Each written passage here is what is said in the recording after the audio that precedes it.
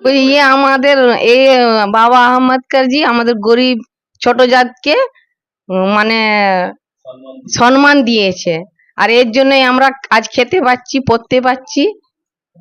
এর জন্যই আমরা সমাজে হাঁটতে পাচ্ছি মাথা উঁচু করে।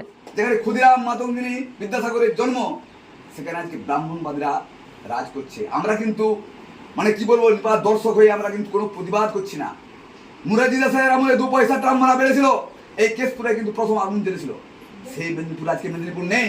আপনি নিজে ভাবুন, আজকে লক্ষ্মীর ভান্ডারে জেনারেল যারা যারা 15% যারা আপনার ব্রাহ্মণ ক্ষত্রিয় বৈশ্য, তাদের ক্ষেত্রে 50% বেড়েছে, মানে 100% বেড়েছে, 500 থেকে 1000 হয়েছে। ভারতবর্ষে ভাবতে হবে 85% দলিত, 15% 15% ব্রাহ্মণ, মানে ব্রাহ্মণ ক্ষত্রিয় বৈশ্য শূদ্র 4টে শ্রেণীর মানুষ ভারতবর্ষে বসবাস করে। পশ্চিম এশিয়া থেকে সেই ব্রাহ্মণরা এসেছিল, সেই ব্রাহ্মণরা কিন্তু আজকে রাজ করছে। তো আপনাদেরকে এখনো বলছি যে 85% মানুষ যারা দলিত, তারা কিন্তু আজও কিন্তু তারা অন্ধকারেই আছে।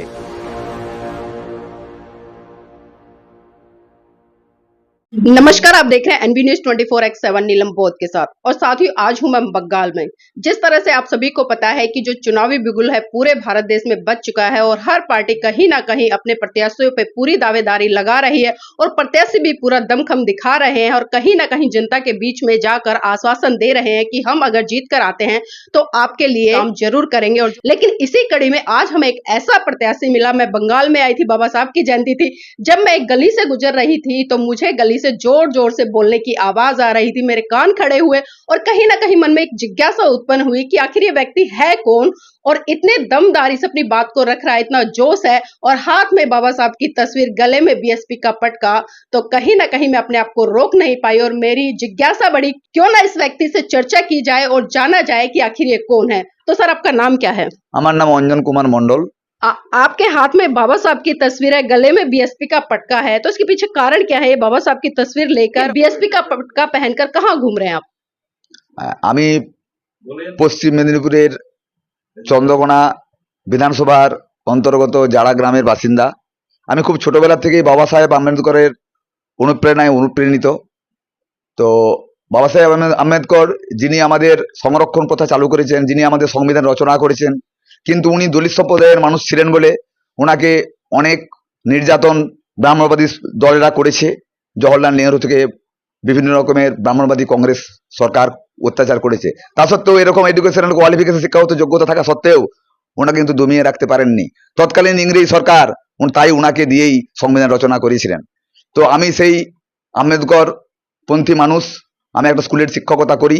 তাই বিএসপির বর্তমান যিনি পশ্চিম মেদিনীপুরের কোঅর্ডিনেটর দায়িত্বপ্রাপ্ত আছেন শুভকুমার শিকদারের অনুরোধে এবং আমার রাজনীতিক গুরু ডক্টর বিকে সিং মহাশয়ের অনুরোধে আমি এই রাজনীতিতে প্রথম নেমেছি। যদিও হয়তো আমার তত রাজনৈতিক অভিজ্ঞতা নেই, তবুও আমার সূক্ষ্ম অভিজ্ঞতা থেকে এইটুকু বলতে চাই যে জনগণ কিন্তু সচেতন আপনারা হন। ভারতবর্ষে ভাবতে হবে 85% দলিত, 15% 15% ব্রাহ্মণ, মানে ব্রাহ্মণ ক্ষত্রিয় বৈশ্য শূদ্র 4টে শ্রেণীর মানুষ ভারতবর্ষে বসবাস করে। পশ্চিম এশিয়া থেকে সেই ব্রাহ্মণরা এসেছিল, সেই ব্রাহ্মণরা কিন্তু আজকে রাজ করছে। তো আপনাদেরকে এখনো বলছি যে 85% মানুষ যারা দলিত, তারা কিন্তু আজও কিন্তু তারা অন্ধকারেই আছে। কেন? কারণ বনের রাজা শিয়াল তার বুদ্ধিতেই কিন্তু আজও যেমন সিংহ রাজ করছে, তারা ওই তৃণভোজীকে মেরে খাচ্ছে ইকোসিস্টেমে, ঠিক একই ভাব ভারতবর্ষের দলিত সমাজগুলোকে পিছিয়ে মারছে ব্রাহ্মণবাদী শয়তান দল। তাই বলছি যে আপনারা সচেতন হন, প্রত্যেকটা 85% দলিত সম্প্রদায় সচেতন হন। আপনারা লক্ষ্মীর ভান্ডার সামান্য ভাতার জন্য ওদের পদদলিত হবেন না। ওরা শয়তান, ওরা বিশ্বাসঘাতক, আপনাদেরকে তিলে তিলে মারবে আর আপনারা আখেরে কিন্তু কিচ্ছু পাবেন না, পাবে ওরা, আপনারা কিন্তু রসের ছিবড়ে পাবেন। हाँ सर, जानना चाहूंगी, जितना मैं समझ पाई हूँ आप 85 और 15% की बात करें, जो कॉन्सेप्ट साहब मान्यवर काशीराम जी ने दिया था, और आपके गले में बीएसपी का पटका, तो जानना चाहूंगी आप चुनाव लड़ रहे हैं क्या? তাই আমি প্রত্যেককে অনুরোধ করব, আমি অঞ্জন মণ্ডল, আমি 34 নম্বর মেদিনীপুর লোকসভা কেন্দ্রে বহুজন সমাজ পার্টির প্রার্থী মান্যবর কাশিরামজি এবং মায়াবতীজির অনুপ্রেরণায় অনুপ্রাণিত হয়ে আমি এই দল আমি প্রার্থী হয়েছি। তাই সমস্ত জনগণকে, বিশেষ করে 85% দলিত সম্প্রদায়কে অনুরোধ করব, সংবিধান রক্ষার স্বার্থে, আপনাদের নিজেদের অধিকারের স্বার্থে আপনারা এই দলটাকে ভোট দিয়ে, হাতি চিহ্নে ভোট দিয়ে আপনারা এই দলটাকে বিপুল ভোটে জয়ী করুন। এটুকু আমার বিনম্র চিত্তে অনুরোধ রইল, করজোড়ে অনুরোধ করলাম। तो देखिए, अवगत कराया इन्होंने यहाँ से जो लोकसभा सीट है उससे प्रत्याशी हैं बहुजन समाज पार्टी की तरफ से। और यहाँ पर बहन जी खड़ी है, उनसे भी जानने का प्रयास करूंगी। बहन जी, नाम क्या आपका? सुजाता मुखी। बहन जी, जानना चाहूंगी, ये प्रत्याशी आए, इनके हाथ में तस्वीरें किसकी है? ये बाबा अहमद कर जी की। बाबा अम्बेडकर जी की। इनके बारे में कुछ जानते हैं? हाँ, थोड़ा हमारे दर्शकों को बताएं। ये আমাদের এই বাবা আহমদ কারজি আমাদের গরিব ছোট জাতকে মানে সম্মান দিয়েছে, আর এর জন্যই আমরা আজ খেতে পাচ্ছি, পড়তে পাচ্ছি, এর জন্যই আমরা সমাজে হাঁটতে পাচ্ছি মাথা উঁচু করে। आप वोट किसको देते हो? ভোট তো আমি যাকে যেরকম পারি দিয়ে দেই, नहीं, फिर भी মানে কোনোটা ধরে রাখিনি যে এই একেই দিতে হবে বলে। अभी आप कह रहे हो कि बाबा साहब ने हमारे लिए बहुत कुछ किया है, तो बाबा साहब की जो पार्टी है उसको वोट नहीं करोगे? हाँ करेगा। कौन सी पार्टी? हाथी चिन्ह से। हाथी। तो देखिए, कम से कम लोगों को यहाँ ये पता है कि जो बाबा साहब के द्वारा जो सिद्धांत दिए गए, जो विचार दिए गए, और उसमें चलने वाली अगर इस भारत देश में कोई पार्टी है तो वो है बहुजन समाज पार्टी। तो इसलिए यहाँ पर अभी जो हमने बहन जी से बात की, उनका व्यू निकल कर आया, उन्होंने साफ साफ कहा है कि हम हाथी को वोट देंगे। तो कम से कम कहीं ना कहीं आज हम देख रहे हैं भारत देश में लोग जागृति की तरफ बढ़ भी रहे हैं और अपने हक अधिकारों के प्रति और अपने मान सम्मान और स्वाभिमान को बचाने के लिए बीएसपी को वोट कर रहे हैं, क्योंकि इसमें मात्र एक बीएसपी ऐसी पार्टी है जो लोगों के मान सम्मान की रक्षा कर सकती है। যাতে করে সংরক্ষণ না দিতে হয় তার জন্য আমাকে আমাদের মতো মানুষগুলোকে জেনারেল করে রেখে নিশ্চয়ই জানেন। আর 34 নম্বর লোকসভা কেন্দ্রে আমরা যে গণতন্ত্রে বাস করছি, এই গণতন্ত্র, এটা হয়তো আপনারা জানেন না, একটা কথা আছে, by the people, for the people, of the people. জনগণের জন্য, জনগণের দ্বারা, জনগণের, তার নাম গণতন্ত্র। সেই গণতন্ত্রকে হরণ করছে এই ব্রাহ্মণবাদী সমাজ, ব্রাহ্মণবাদী দল, বিজেপি, সিপিএম, কংগ্রেস, তৃণমূল। আপনারা নিজে একটা ভাবুন, ভারতবর্ষে 85% দলিত, 15% ব্রাহ্মণরা, মানে ব্রাহ্মণ, ক্ষত্রিয়, বৈশ্য, 3-4 ভাগ আছে, ব্রাহ্মণ, ক্ষত্রিয়, বৈশ্য, শূদ্র।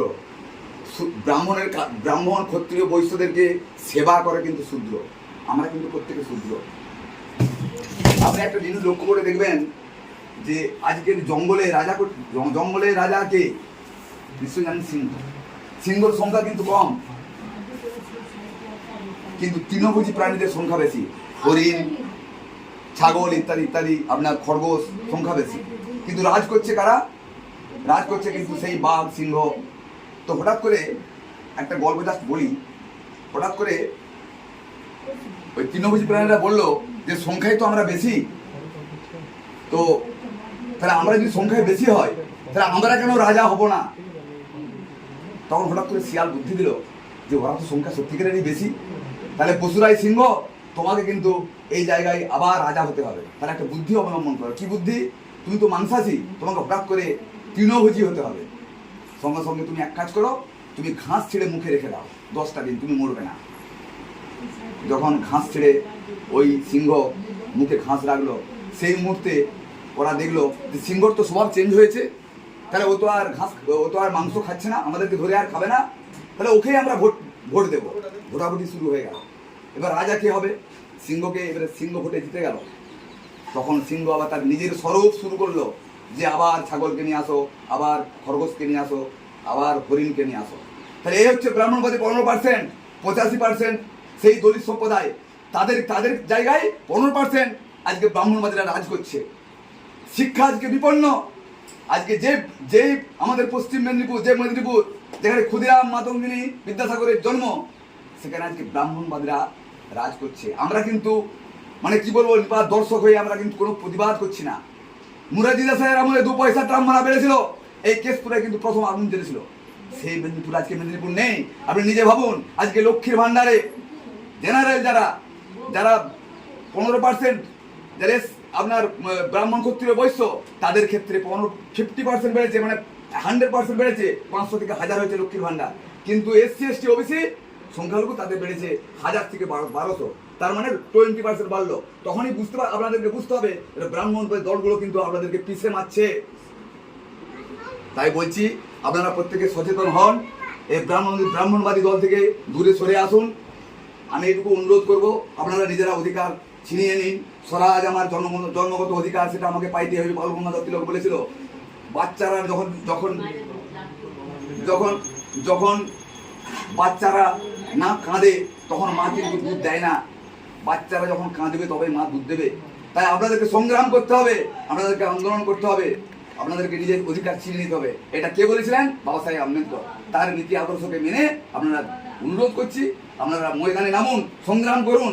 আপনারা 85%, ওরা 15%। আপনাদেরকে ভোটাধিকার দিয়ে আপনাদেরকে সেই গণতন্ত্র পুনরায় নিজেকে ছিনিয়ে নিতে হবে। এই বলে আমি আমার বক্তব্য শেষ করছি। জয় হিন্দ, জয় ভারত।